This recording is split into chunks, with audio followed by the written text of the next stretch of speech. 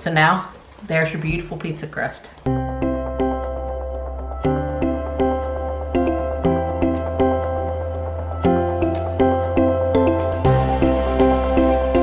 Hey, how's it going, everybody? My name is Jason. This is Art of Creation Homestead. We're in the kitchen for our first installment of the Homestead Kitchen Skills series. Okay, so what we're doing here is just essentially showing you how to do things on your own that you may normally buy in the store.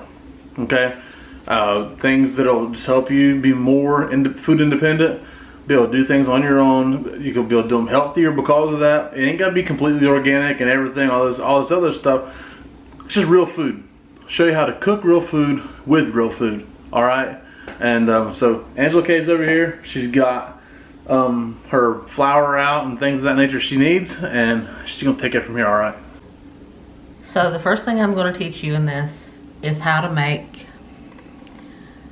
really good pizza dough and prove to you that it is easy and that you don't have to rely on that pizza delivery guy. And you don't have to rely on the freezer section of the grocery store. But this is super easy. It's not as hard as you think. Do not be intimidated.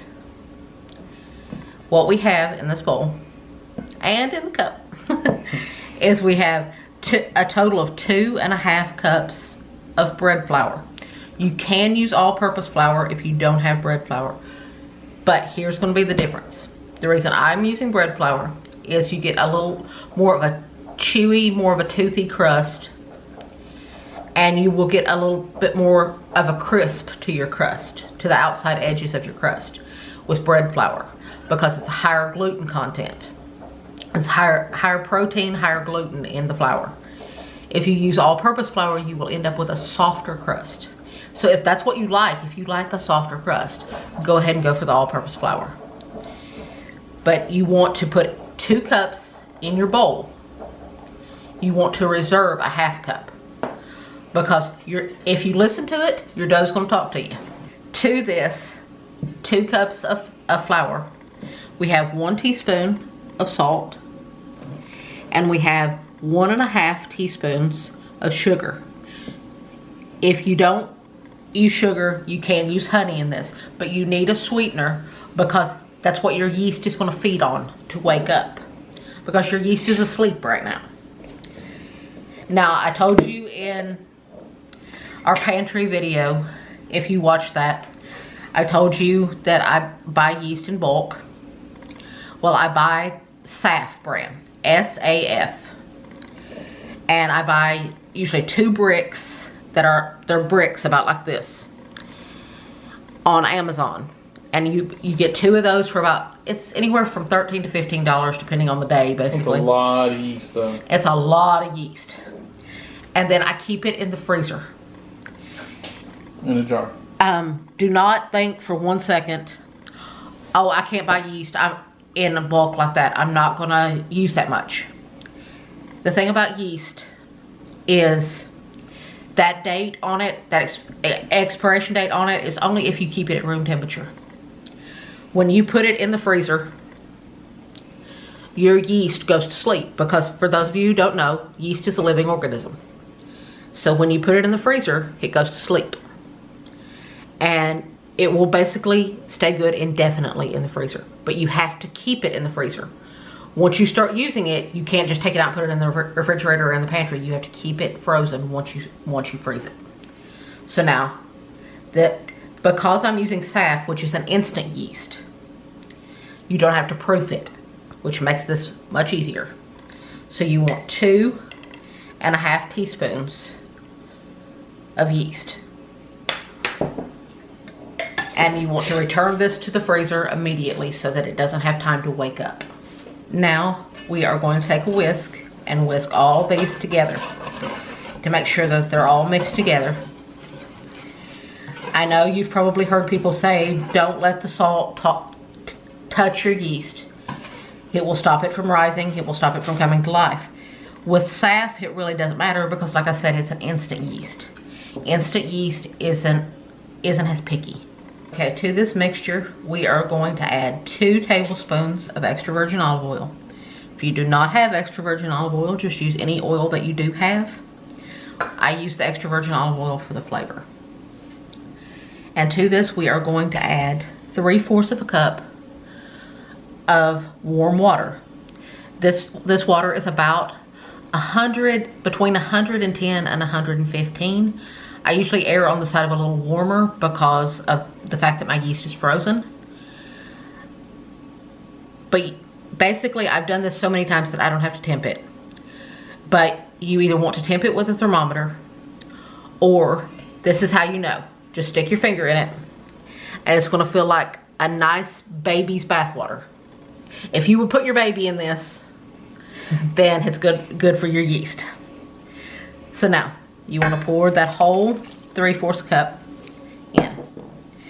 Now, normally I would do this in a KitchenAid and let it do the kneading for me.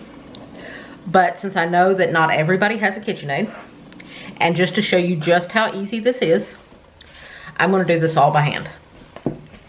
Now you wanna stir all of that in. It's gonna come together really quickly. But if you have a KitchenAid, you can do that here. Yes. Right. It's gonna start coming together really quickly. With the dough hook. Yes. And if it starts to look a little shaggy and a little dry, because this is all gonna depend on the day. If this starts to look a little shaggy or a little dry, you may need a little bit more water. Why does it depend on the day? Because the humidity in the air, the humidity in your house can add moisture. So now I'm gonna go in with my hands, and I'm gonna start working with my hands. Now, it should feel very warm to your hands from the warm water. And it's already starting to come together. It's a little sticky, but not really bad. Now this is where you need to start listening to your dough. If it's not coming together and it feels way too dry, you need to add a little bit more warm water. I don't know how you can hear anything as long as you're suffocating it like that.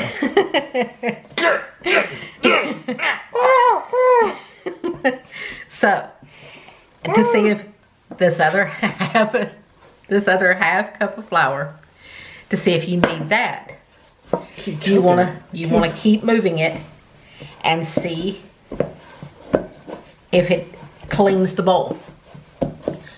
You want it to clean the bowl, but not be too super sticky. If it starts getting really sticky as you're working it, then you know it needs more flour. Like, see, mine's starting to get a little sticky. See, when I press, see, it's leaving behind dough on my fingers. Right. So I'm gonna add about a tablespoon of flour. Don't add more than a tablespoon at a time. You don't wanna add too much flour because it is going to make your dough really tough, and you're gonna end up with a tough pizza crust. And tough pizza crust is not good pizza crust. Unless you're in the pizza fight. Yeah, that's true. Then you want the toughest crust possible on your side. Yes. So, now, as you can see, you want to continue working it just a little bit and see if it's cleaning your bowl. And see, it's pretty much cleaned my bowl now. And it's not sticky. When I go like this, see, it's not leaving behind stickiness on my fingers. So this only took, so far, this has only took 2 cups and about a tablespoon. So now we're gonna set our bowl to the side and we're gonna start kneading it. Now, how much you knead it depends on how hungry you are. how chewy you want your crust. I need me some pizza.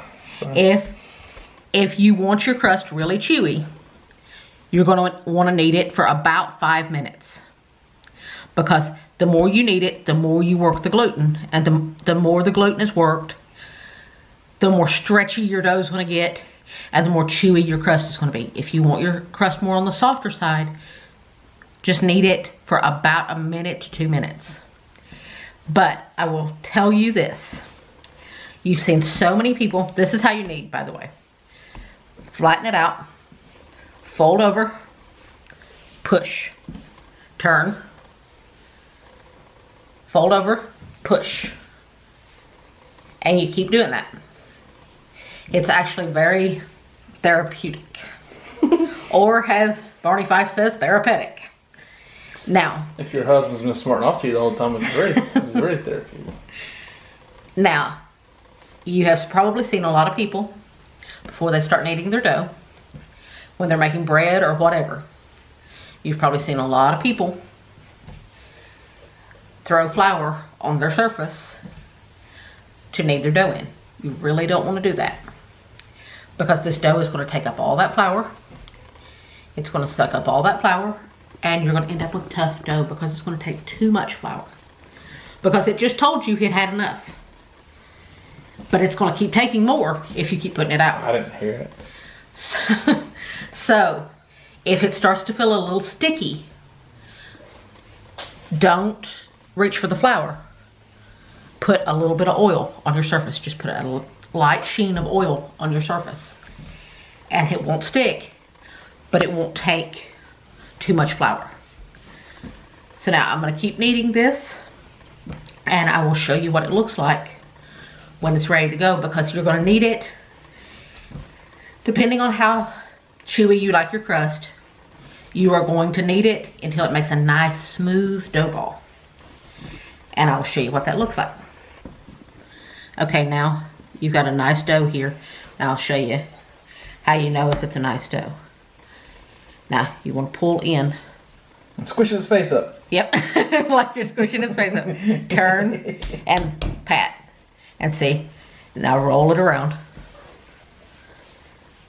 And see, you have a nice smooth dough. And sling it at your spouse and see what happens. So you have a nice smooth dough. Yep. Now. How long did you need? About 4 minutes of kneading? Maybe? I did about 4 minutes. About 4. We've got our bowl that we mixed it up in. Now I'm going to drizzle in just a little bit of olive oil. That way it doesn't get, that way your ball of dough doesn't get all crusty on top. So you want to put a nice little sheen of oil on it. Oh, crusty dough. Now, when you are mixing this up, if you are the type that likes herbs or garlic or whatever in your crust, you can go ahead and add that when you are mixing it up. When you are mixing the dry ingredients. I like my pizza crust plain because my flavor is going to come from other stuff. This is going to be the delicious blank canvas that holds all of the flavor. Mm-hmm. So I like my dough to be a blank canvas. So now you want to cover this with plastic wrap. You want to put it in a warm place that is free of drafts. You do not want to put it in a drafty place. That's very important because it needs the warmth for the yeast to come alive and start making your dough rise. Usually, because our kitchen tends to be a little cooler of the winter, usually I put mine in the oven with the light on. That's a nice warm place. The light adds enough heat for it to stay, for the water in it to stay around 110, so that so your yeast can be alive. This should only take about 45 minutes to an hour, but what you're looking for is for it to double in size, for this to be twice the size that it is now. So I'm going to put it in there. I'm going to put plastic wrap on it and put it in the oven, and I'll show you what it looks like when it's doubled in size. Poof! There it is. Magical. It completely doubled in size and ready to go. See, there's big bubbles. Now you want to push it down. He is a guy down the street. Deflate it. He is a guy down the street. We call him Big Bubbles. Big Bubbles, come and get me. Okay. Now we're going to put it out to start making our crust. And I'll show you how to stretch it out. And then on the next video, I'll show you how to make our no-cook pizza sauce. It does cook, but like on the pizza. It cooks on the pizza. It cooks on the pizza. It cooks on the pizza. Yeah. But you don't have to cook it in advance. Right. So it's super easy. So now this dough is super easy to work with. As you can tell, see, it just peels right up. Super easy to work with. Does not rip easily. Hey, now at this point, would you rather have the pan you're going to put this in preheating? Well, it depends on what kind of pan you're using. Okay. With me, I use a cast iron pizza pan, which I will leave a link for in the description below. It's awesome. Yes, you will never go back to any other. Makes good biscuits too. Yes. and which you will see that. And for a cast iron pizza pan, you want to preheat it in your oven as your oven is preheating, because you want to preheat your oven to 450 degrees to start out, because you want a nice hot oven. So now there's your beautiful pizza crust. Was there any tricks to pushing that out or anything? No, literally you just pat it out into a nice circle. So now we've got our cast iron pizza pan out of the oven. It's very hot, so be very careful with it if you're using that. Now I just folded it over so that I can bring it over much easier. So now I'm gonna lay it out. You can hear it already sizzling. Which is what you're aiming for. Yes. Now you want to push it out to the edges of your pan. And now you want to crimp up your lip on your dough. Not on your face, on your dough. Yes, not your lip on your face. Oh, this might make you crimp your lip on your face when you're doing this. Make funny faces. Yes, because this pan is screaming hot right Don't now. touch it, please. Don't touch it. You're going to burn your fingers. Now you want to crimp up your edge.